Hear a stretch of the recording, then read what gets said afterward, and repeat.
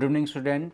Welcome to today's DNA of Next IAS. Today we are going to discuss 5 most important articles from the Hindu as well as the Indian Express. First article is on Article 142 of Indian Constitution. Second article is on India Justice Report 2025. Third article is on the International Big Cat Alliance. Fourth is on the Asola Bhati Wildlife Sanctuary, and fifth article, which is mains oriented, is on the de-extinction of the species. Now let us scan towards the first article, that is on Article 142 of Indian Constitution. Basically what happened, the Vice President of India, Honorable Dhankar ji, have described Article 142 of the Indian Constitution as a nuclear missile against democratic forces available to the judiciary 24/7. It's a very big statement, and we know the backdrop of it. What happened in one of the case, the state of Tamil Nadu versus Governor of Tamil Nadu, the Supreme Court came out with this decision in which it basically gave the mandamus to the president as well as the governor in order to sign any bill within the 3 months. It's a very big statement, and as well as the big interpretation of the law by the Supreme Court. Accordingly, Jaideep Dhankar ji have criticized the judicial overreach by the judiciary. Now we have the context of it. Before going through the article, we'll have to understand how the separation of power work in India. So we have the 3 branches in India of the government. First we call judiciary, of which the work is the interpretation of the constitution, right? The primary work of the judiciary is interpretation of the constitution, and secondary work is obviously resolution of the dispute, right? Second is the executive, which is of 2 types. Permanent executive, that is you people going to be civil servant, you people the permanent executive. Second is the temporary executive, that are basically ministers or the central council of ministers, right? And there is again legislators, right? Legislators' work is to make the law.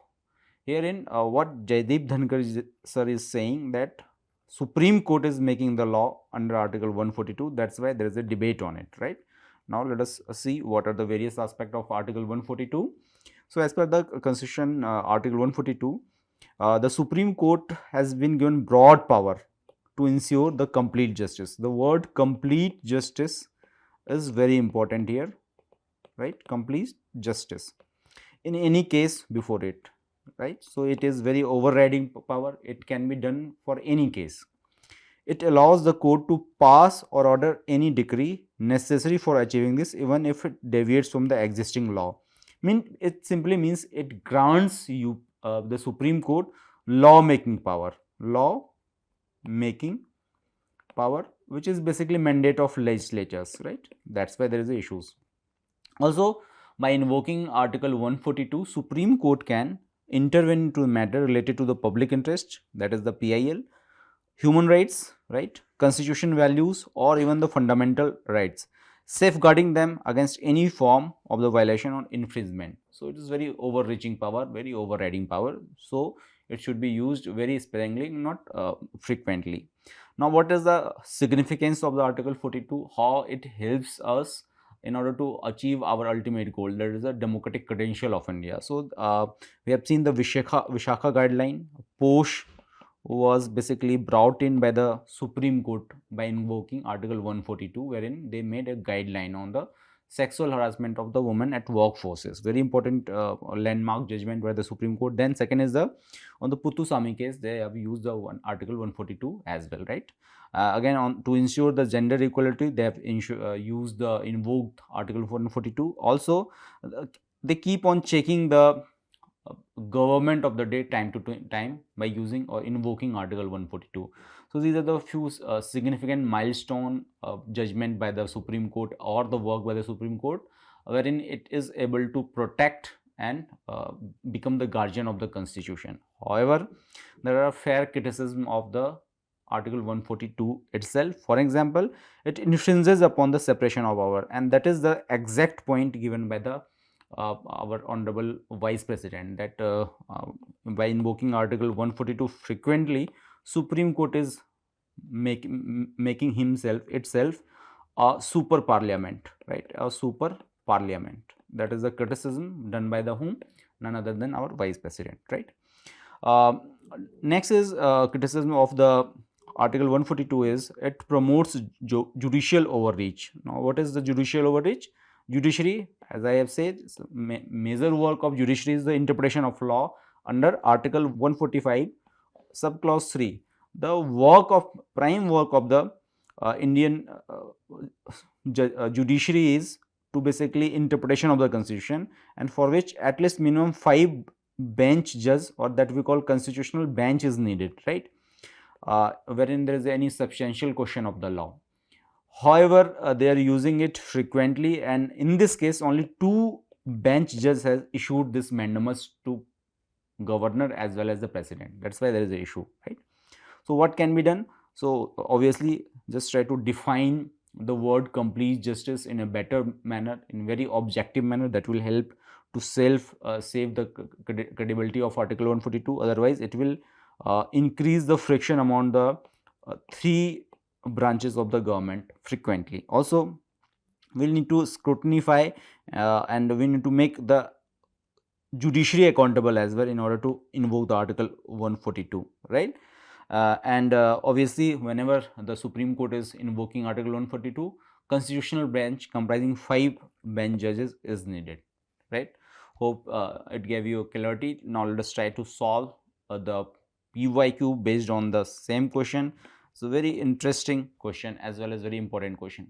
Second news is related to India Justice Report 2025. So basically the India Justice Report 2025 has been released, right? And it comes under the GS paper 2, structure, organization, function of executive as well as the judiciary, right? So now let us discuss about what is India Justice Report. It is not released by the government institution, right, or government organization, but is a private member body, that is a Tata Trust, in collaboration with organization like CHRI, Daksh, Vidhi Center and TIS Prayas etc. They have come out with the India Justice Report.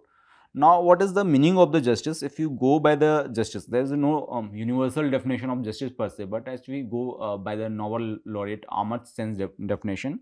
So, justice basically emphasizes on the identifying and removing injustices, very important, in the world or in the country, right, rather than focusing on defining a perfect just society. It should not be a Ram Rajya kind of the thing, just try to remove the injustices. It is akin to the justice.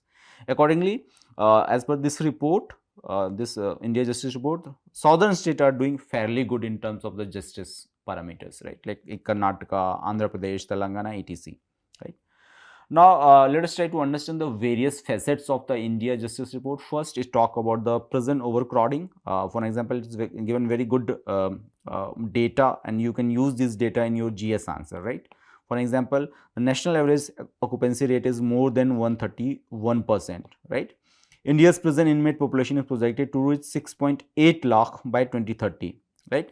Even though the prison capacity is only like to do the 5.15 lakhs. So, there will be overcrowding of jail by 2023 as per this report, right?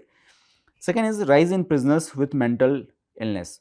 So, of late we have seen the mental issue, mental health of the general public is also increasing, right? There is a dire situation and the prisons are overcrowded and prisoners are also having the mental conditions. We need to look on it. For example, it is likely to increase, it increased to the in the tune of 9,084 in 2022 itself, right, as per this report.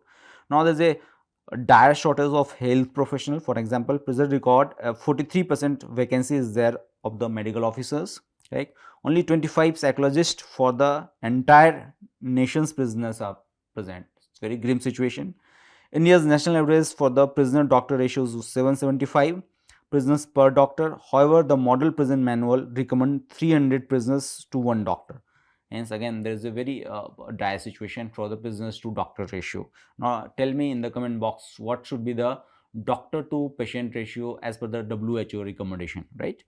Now, poor condition of persons with disabilities also there. Overall, the situation of the prison is very bad, right? Now, coming to the policing, if you see there is a high vacancy of the police persons. For example, there are 23 vacancy in the police forces and over 50% vacancy among the forensic staff across the country, which is again very huge, right? There is a adequate women representation. But it's a very interesting fact that Bihar recorded the highest proportion of women in the state police, right? National benchmark is 33% as advised by central government in 2009. However, Bihar is doing fairly good in all these aspects. But nationally, there are only 8% women officer at the senior position. So, women whomsoever are watching this video, and if you are aspiring to be a civil servant, you can opt for the Indian Police Services because the services needs you badly, right? Next is in terms of judiciary, there's a rising judicial need of rising judicial efficiency. For example, High Court have the disposal rate of above 100%, but it has the subordinate cases. For example, the district judge and below, wherein the large pendencies is there. For example, 5 CR cases are almost pending in the judiciary overall, out of which large vacancy is on the this lower judiciary. As before that, there's a vacancy of there was a like delaying of 3.5 CR crore. Now it is updated to the 5 CR, right? Now there is a low judge to population ratio. 15 judges per 10 lakh population is there. As per 1987 Law Commission report, it should be 50 judges per 10 lakh population. Again, very grim situation in terms of, that's why there is a large number of the litigation that is pending before the court. Also, there is an inadequate women representation, as women constitute only 38% of the judges of the lower judiciary and only 14% in the High Court. Now, tell me in the comment box if you know any lady from the Supreme Court who is serving as a justice, right? Other vulnerable section, like only in Karnataka meet the SC, ST and OBC quota for the judiciary. So, there is a very holistic report, right, which is basically brought by the Tata Trust and the other key players, right. So, you can scan through the who brings in the report and what are the key aspects. Now, let us try to understand the previous year question, right, the rule of law index, and try to solve the question, give the answer in the comment box, right. Next news is very important that is related to International Big Cat headquarters. So, there is an alliance that we call International Big Cat Alliance, right, and its headquarter is supposed to be in India. Now, tell me in the comment box, apart from this, one very important international organization is there, of which the headquarters is situated in Gurugram or Gurugram, right. Tell me the name in the comment box, I will look into it, right. So, it came into the, it will come into the GS paper 3 environment and ecology paper. Now, let us try to understand what is it all about. So, this agreement provides for India to be the host of IBCA's headquarter and secretariat, both will be in the India, right. And India formally joined International Big Cat Alliance in September 2023, and after 5 nations signatory countries ratified the IBSA framework agreement. You can see the name of these countries in the screen, right. Now, let us try to understand what is IBCA. So, basically it is a multinational transnational conservation initiative launched by India, very important, launched by whom? India, like ICA, that is International ISA, that is International Solar Alliance. What is the mandate? To protect and conserve 7 major big cat species across the natural ranges through collaboration, research and the finding, right. Very important, you should be knowing the mandate. When it was launched? In April 2023 at the Global Big Cat Alliance Summit, where it was held in Mysore, Karnataka, right. Mysore is also famous for its Mysore Dasahara, right. It was launched by Prime Minister once we completed the 50 years of the Project Tiger, which was started when? 1973 under the Indira Gandhi regime, right. Now, big cats are covered under IBCA. 7 species are there. For example, tiger found in India, leopard abundant in India, snow leopard found in Himachal, Sikkim, these are countries, lion found in the Gir, jaguar, cheetah recently introduced in India, puma which is not found in India, right. Jaguar and puma are generally not found in India, right. So, membership of this is like of 27 countries including India. So, you do not have to look for the 27 big countries, right. You only have to understand the country which is of very important, and 5 countries like Nicaragua, Estonia, India, Somalia and Liberia ratified the under the agreement under Article 7 of the Indian framework. These are the trivia information that you should be knowing. Now, what is the global importance? So, it acts as a South-South cooperation. So, you can use it during the IR answer, right. It also competes the CITES CMS, that is the conservation on migratory species, Global Tiger Forum, and Global Snow Leopard and Ecosystem Protection Program. Now tell me in the comment box in which of the Indian state the snow leopard is found, and of which state snow leopard is the state animal, right? Tell me in the comment box. Now, what is the India's role? So, India is home to almost 75% of the global population of tigers, right? We are home to the leopard, Asiatic lion, snow leopard and cheetah, recently introduced in 2025, and India hosts 5 of the 7 big cats, right? 5 out of 7 big cats are found in India, right? India is explained with the Project Tiger, Project Lion, Project Snow Leopard is model for the world to learn, and India is home to the Asiatic lion. And Gir is the sanctuary where Asiatic lions are found. Now, tell me in the comment box if the lions are solitary or lions walk in like herd, right? Tell me in the comment box. Now, before going towards the new news, let us try to understand India's role and its leadership position, right? And the conservation efforts on the various species. For example, on the tiger, a habitat region is Asia, right? ICN is endangered. It comes under the Schedule 1, which gives the highest protection under the Wildlife Protection Act 1972, right? Highest protection. Lions, again, they are vulnerable, comes under Schedule 1. Leopard, again, Africa, Asia, Middle East, vulnerable, come under Schedule 1. Snow leopard, Central and South Asian highland, right? In India, again, I have already given the name of the state. You need to give the complete list in the comment box. What is vulnerable? Recently, it is upgraded to vulnerable. Otherwise, it was critically endangered. Right? Came under the Schedule 1. Jaguar, it is not found in India. Very important news. And anti status is there. Near threatened status is there. Right? Cheetah, again reintroduced in India. Right? Vulnerable and comes under Schedule 1. Puma, which is again not found in India, and globally it is of the least concern. So, it will give you a wider idea about the various big cat species, and now let us try to understand the answer, the PYQ, and let us try to understand the context of this news. It will give you a big idea. Next news is on the Asola Bhati Wildlife Sanctuary. The news came that leopard spotted near watering hole in Asola Bhati. Since like summer, generally these big cats will be found near the water bodies. It is very common sight nowadays, right? It is relevant for the environment and ecology. What is the news? So, Delhi Forest and Wildlife Department reported a fresh sighting of the leopard at Asola Bhati Wildlife Sanctuary, the city's lone wildlife sanctuary near Tughlakabad. Tughlakabad is a city developed by whom? Just give me the answer in the comment box, right? Now, let us try to understand about the Asola Bhati Sanctuary. You can see in the map, it is here located near the Tughlakabad, and it is located in the southern ridge of the Delhi, the northernmost extension of the Aravalli ranges. Now, tell me in the comment box in how many states this Aravalli passes through, right? Give me the answer in the comment box. Also, it was declared as a wildlife sanctuary in 1992 under the Wildlife Protection Act 1972, right? It is also an eco-sensitive zone under the Environmental Protection Act 1986 and forms the part of the Northern Aravalli Leopard Wildlife Corridor, which is crucial for the genetic connectivity of leopard across Delhi, Rajasthan and Haryana, right? Now, let us try to understand the key differences between the different type of the conservation effort. First is the wildlife sanctuary, second is the national park, and third is the biosphere reserve. There is a compilation, very beautiful compilation. Let us try to understand the definition. What is the definition of wildlife sanctuary? It is protected area where wildlife, that is flora and fauna, are conserved. Second is the national park. It is strictly protected area of ecosystem, biodiversity and species. And the biosphere reserve is large ecosystem for conservation, sustainable use and scientific research. That is the definition difference. Second is the legality. The Wildlife Protection Act 1972 provides for the wildlife sanctuary.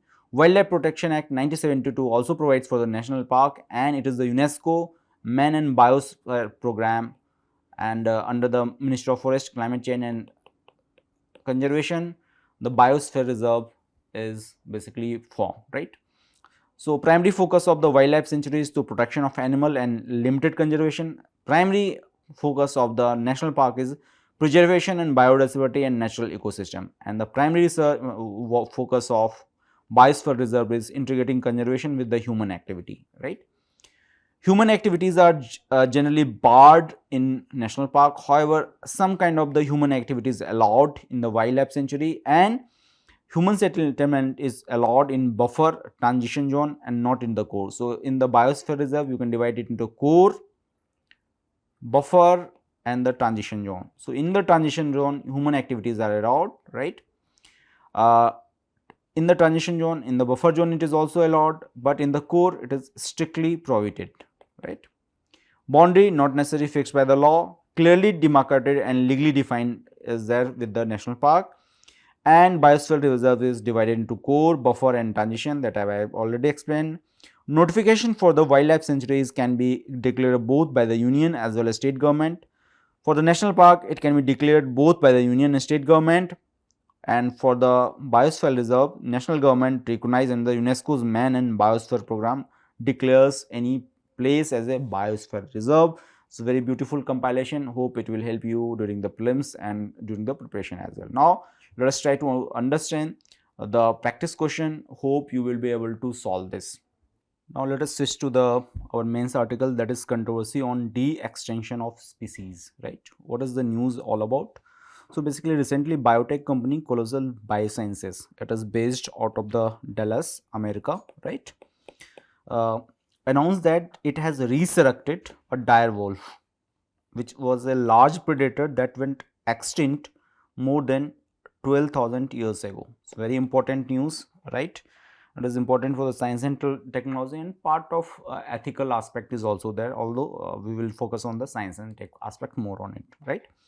So now let us suppose what is dire wolves. So in case you are a fan like me of the Game of Thrones, right, GOT, famous one, so you might have seen the dire wolves in it, right? Out of 6, 3 survived, including Jon Snow's dire wolves. You might be able to recall it, right? So basically, this is inspired from the same. They are found in the northern part of America or North America, right? And which is named basically Anocian dirus. Scientific name is Anocian dirus, right? Which went extinct nearly 12,000 year ago due to the lack of predator base. So it was a natural extinction, not the Anthropocene kind of the extinction which we can see, right? And how they are different from the recent that we have seen the grey wolves. So they are basically bulkier and more muscular than the modern grey wolves, right? And they are genetically distinct from the grey wolves, and they have diverged nearly around 6 million ago, right? The dire wolf and the grey wolf, they have diverged nearly around about the 6 million ago. So they are not that linked superficially, but obviously they are from the similar kind of the thing, right? Now the question that what we are discussing it how this Colossal Biosciences managed to resurrect the dire wolf, right, which is an extinct species. Second is are they really dire wolf, or they are just a resemblance of the dire wolf? We'll see. Also, the third is the most perennial question, that is it ethical, or do we need to resurrect the animals? We will discuss upon all the things. But before the discussion, let us try to understand how the entire process went, how they have done, or they have resurrected, or de-extinction has been done, right? So de-extinction basically means basically resurrection only, right? It is very much obvious, though it's like 8-step process that Colossal Biosciences said to have followed, right? It is a startup like India. You might have heard about the Piyush Goyal ji saying about the startup ecosystem of India. We need to learn about the startup ecosystem of the USA in that context, right? Including the Colossal Biosciences, which have resurrected. So now coming back to the topic, that how they resurrected, so it is 8-step process. In step 1, what they have done, they have collected DNA sample, that is a deoxyribonucleic acid, from the teeth of one dire wolf and one of the jaws of dire wolf. It is around of 72,000 years back, right? So they have isolated the DNA from the samples, right? So first step is that. In the second step, what they have done the sequencing of the DNA. What is the sequencing? Means arranging the DNA in a manner that will help us to resurrect the entire species, right. In the step 3, what they have done, they have mapped the genome sequence. What they have done, they have done the mapping of the genomic sequence of what? Dire wolf as well as of the grey wolf. What they have done, of the grey wolf, they have collected the blood sample, right, and they have sequenced the DNA, right, or the entire genome, and of the dire wolf they have extracted the DNA and then sequences it. That is the third step.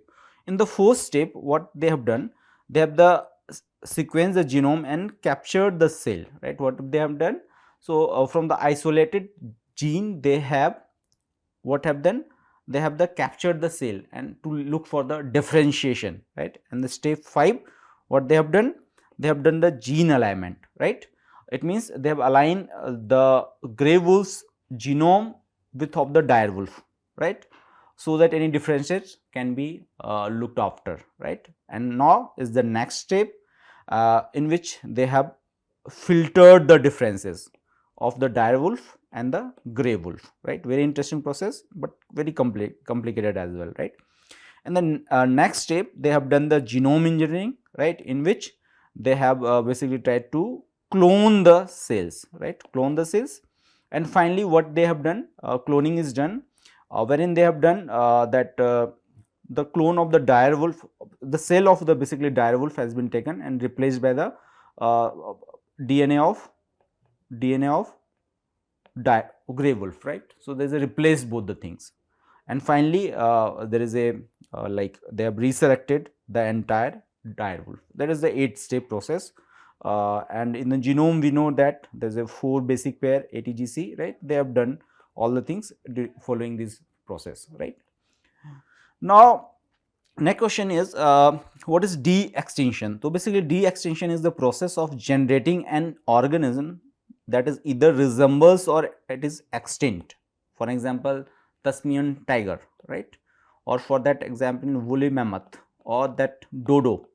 These are the project taken by the colossal biosciences as well. They are trying to resurrect these animals as well, right. And accordingly, the startup said that they have facilitated the birth of 3 dire wolf pups, right. What is the name? Very interesting: Romulus, Remus and Khaleesi, again from the GOT only, right. So, name was inspired from the GOT, we can see, right. And finally, they have recreated the dire wolf, right. Now, the question that is very important, if there is a de-extinction or that is mere resemblance. Now, let us try to understand what is the difference between both. Most probably it is a resemblances which is quite known, right. Now, colossal biosciences claim that the genomes of the grey wolf and the dire wolf are 99.94 identical, right. But if we see the differences, the DNA of humans and chimps are also 98.7% similar, but we are having huge difference in the human and the chimps, right. So, they can't claim to say that they have resurrected a dire wolf, but yes, the process is quite interesting and it have given the hope of resurrecting other animals as well, right. So, obviously, for that purpose the dire wolves are not exactly the dire wolf, but they are basically grey wolf, modified grey wolf, that I will say, right.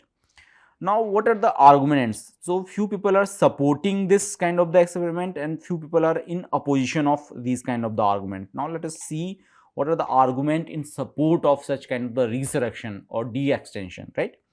So, first is about the restoring diversity.